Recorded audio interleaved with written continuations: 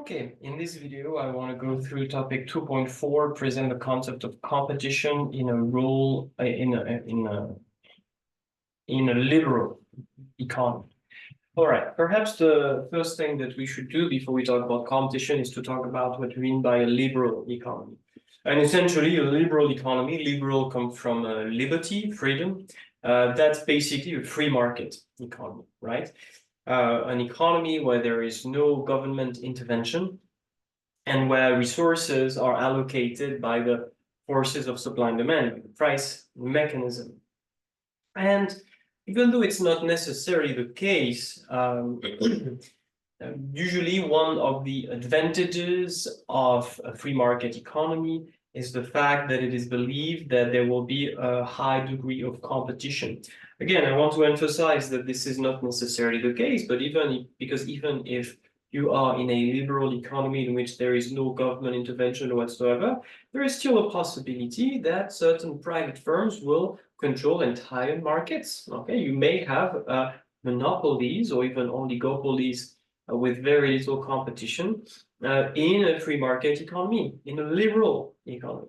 So it's really worth pointing that out, but just arguing that yes, usually it is believed that competition is going to be quite high in free market, in liberal economies. Something else perhaps that you could mention when you describe the liberal economy is that resources are allocated, like I said, through the forces of supply and demand. And this is what Adam Smith called the invisible hand, right? This price mechanism that allocates scarce resources in the best possible way.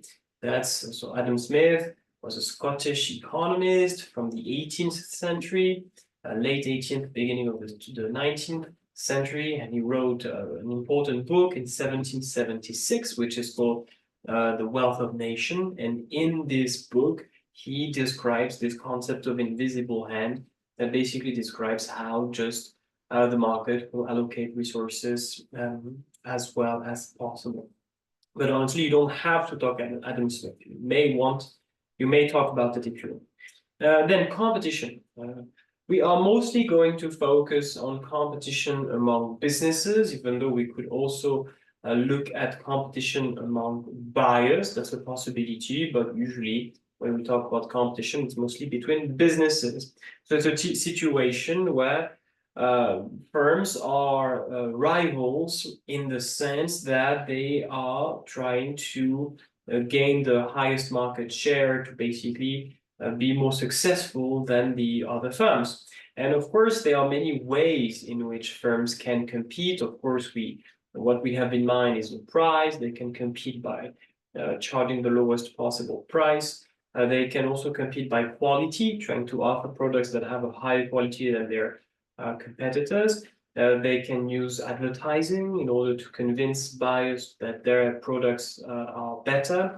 They can also compete by location, for example, just trying to set up their businesses in a particular location where the demand is high. What you have to understand is that there are really many ways in which firms can engage in competition. And essentially, this question, which is quite brief, is just meant to outline the key reasons for which competition is something that is important in an economy. But we will also say a few words about the possible problems that we can have with a high degree of competition in an economy. So the pros of competitions, because firms want to gain market shares, like I said, they have an incentive in engaging in price competition and offer low prices.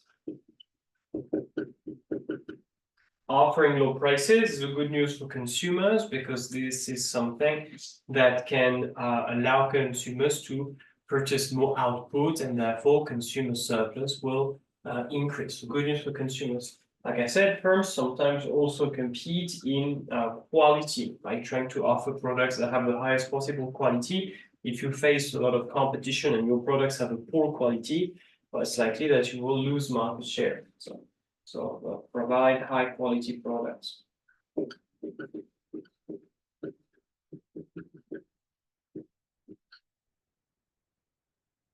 Something else that is quite important with competition is that, again, because firms, they always want to offer the best possible products to the consumers, and they always want to keep their production costs as low as possible. This can stimulate innovation.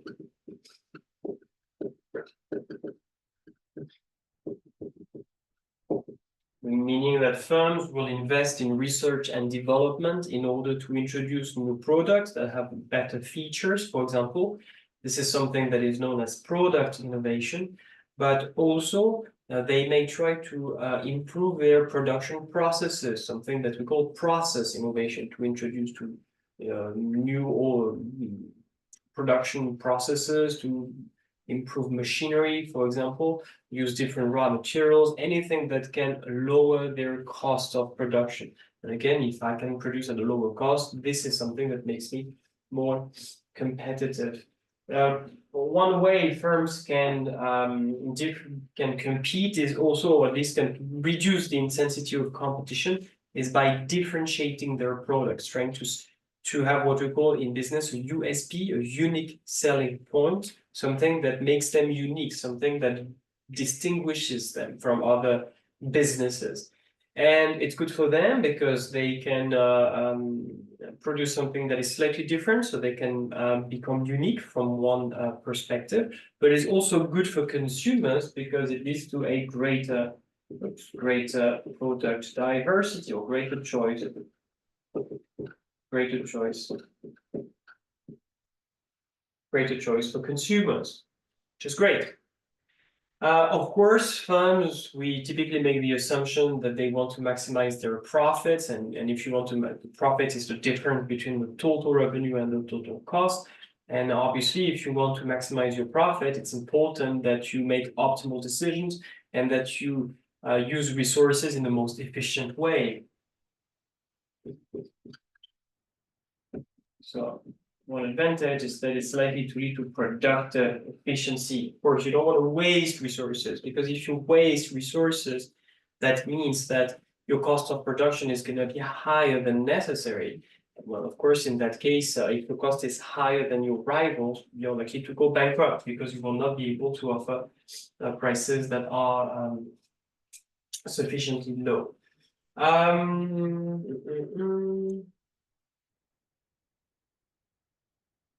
That's pretty much it for the main advantages of why competition is important in a liberal economy, because that's basically what this will bring about. We should, however, conclude perhaps on saying that yes, even in liberal economy, competition can have some downsides. There are some problems.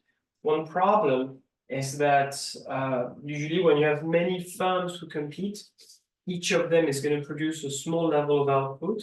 So the risk is that we can't take advantage of economies of scale.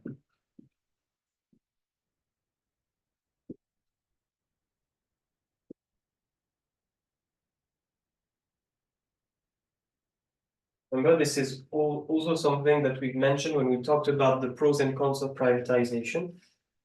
Having many small firms producing a small level of output is not necessarily optimal in markets where there are significant economies of scale. Another disadvantage is that since, especially if firms, they offer very low prices, meaning that they will have very small profit margins, they will not be able to make a lot of profit. And if they are not able to make a lot of profit, and if competition is really high, they might be unable to invest in research and development. That's a risk, because investing in research and development, inability to invest. Of course, firms want to, right? We already said that this stimulates innovation in the sense that they have incentives. They are encouraged to innovate, to improve their products. But if we have very low profits, it can be financially challenging to raise the funds that are necessary to innovate. And something that can discourage competing firms from innovating is that when competition is very, very tough, there is a risk of bankruptcy. You know, some firms will make it, others will not. And since investment is really something like innovation, since innovation is really something that takes a long time, several years, that requires very substantial investment, firms may not want to take the risk of spending several years investing in a research and development project if they don't even know whether they will still be there in a few years from now when competition is very intense. Another possible limitation for an economy is that since competing firms, they try to keep their costs as low as possible. This means that they will hire as few workers as possible to reduce their cost of labor. So potentially you can have potentially, not necessarily, you can have high levels of unemployment as firms try to keep their costs as low as possible. Is there anything else that I should mention in terms of the possible cons of competition? It's not really necessary to talk about market failures because that's not really competition, it's more the absence of government that leads to market failures. But yeah, you could say that again, to keep their costs as low as possible, firms may adopt some production processes that are very cheap but are bad for the environment.